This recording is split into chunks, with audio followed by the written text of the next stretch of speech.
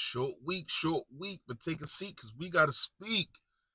Ah, man, we all know the Philadelphia Eagles with their first loss against the Denver Broncos. I ain't really get to talk about it. Been kind of busy. But, hey, man, trying to redeem yourself. Going against the New York Giants. And this is the do's and don'ts on how we do it, y'all. Yo, that!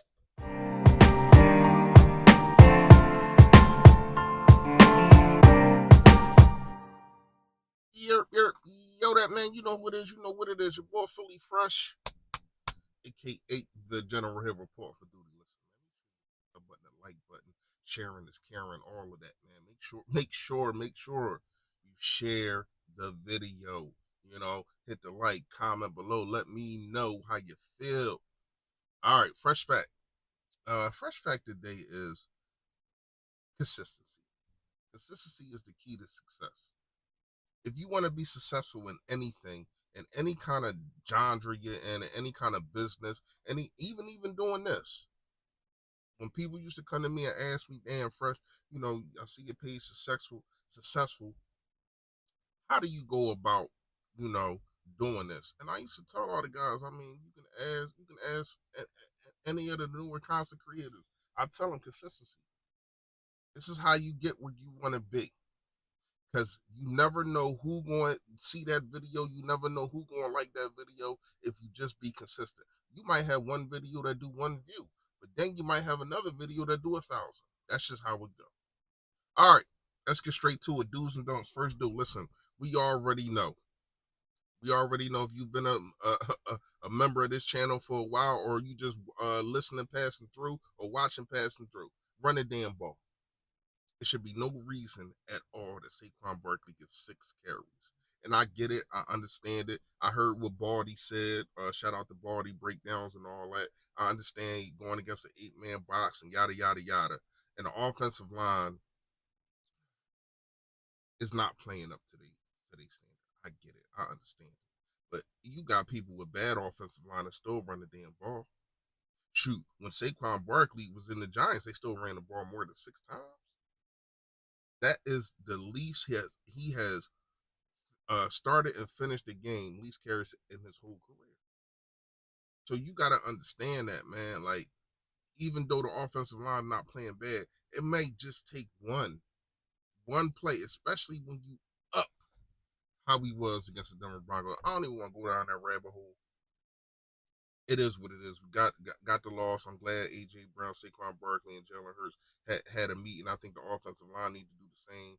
But anyway, I'm glad that happened, and hopefully we got big things to come. This is another dude. I need Vic Fangio to stop playing bend don't break because it has been really biting us the last 2 games. This bend don't break defense, and let's keep it a bean. The reason that the defense, we looked at the defense as them being better, we looked at them as being elite, is because of the turnovers. But you see, when you don't get a turnover versus the Broncos, you don't force no turnover, you lose. You lose. So the bend don't break. I don't think that that's working. I think we're gonna have to come after Dart. He's a rookie quarterback, and Vic Fangio just throw the kitchen sink at him because we need this. We need to be dominant. I need a dominant win, especially after coming out off a loss like how we did, giving up what was it, 15 straight points, a 2-point conversion, and all that. And when they went for the 2-point conversion, I'm like, oh, they don't respect the defense. Sean Payton did not respect the defense. A Vic Fangio defense when he went for 2. That was blatant disrespect. And then he went and got it. And he didn't respect from the rip because they went for like the 4th and 3, like the first drive at like the 40-yard line. Anyway, I need the bend don't break stuff to cut it out. I need another dude, and this is pertaining to the defense. The defensive edges, the defensive um D ends and all that. We talking about the Zacarias Smith and the Jalix Hunts of the world. I need y'all to start getting some sacks. I get it. Y'all be close, y'all be right there, but it's not total dominance from this defensive line. Even with Jordan Davis and Jalen Carter, them collapse in the middle of the pocket, it's still nobody selling the edge and getting after the quarterback. There's always space for a Baker Mayfield and even a Bo Nix to run. And that's not how it should be, especially in the Vic Fangio defense.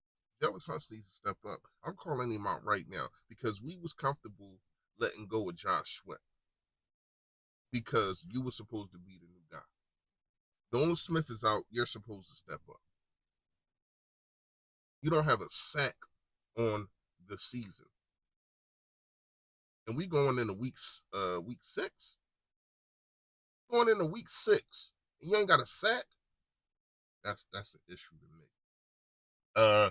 This is a don't. Don't get out coached.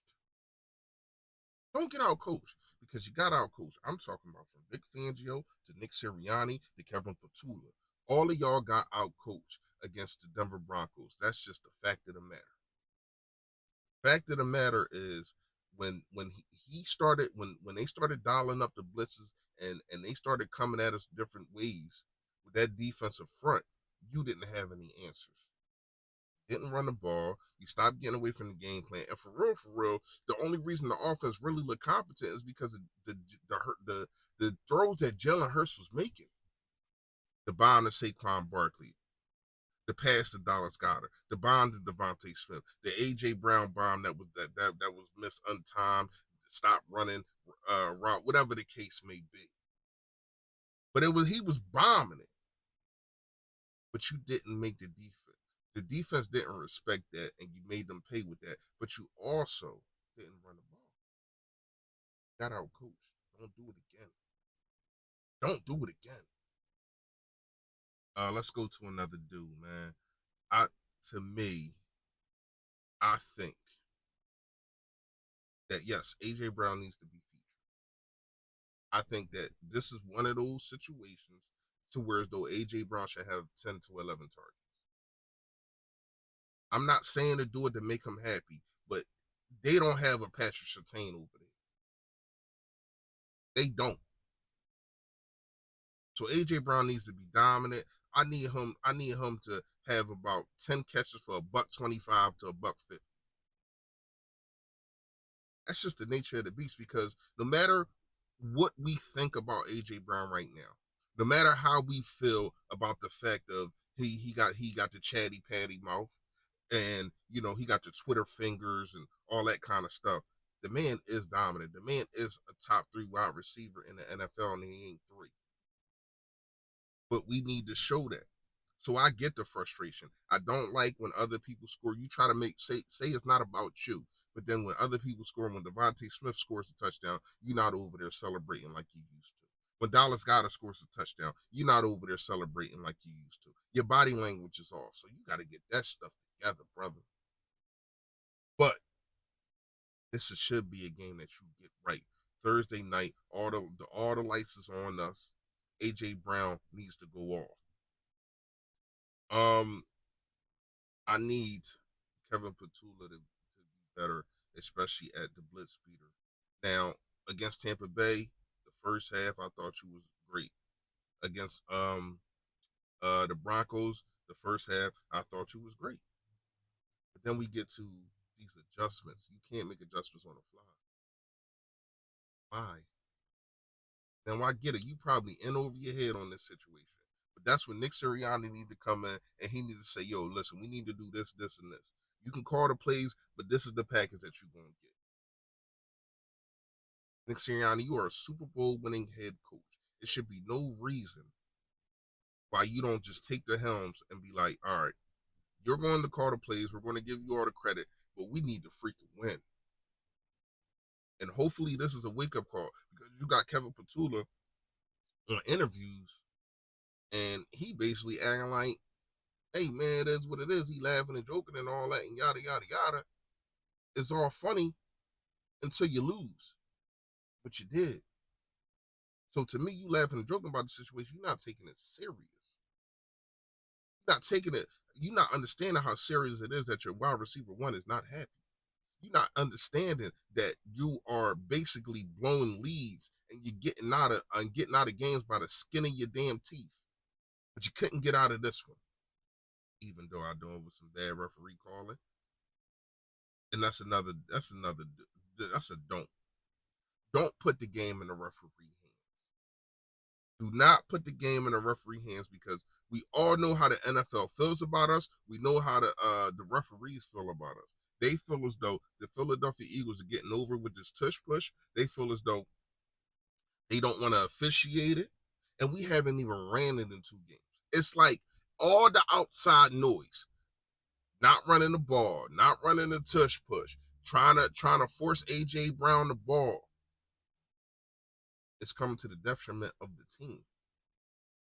And I get it. You trying to please appease and please one man, but you got 52 other players out there.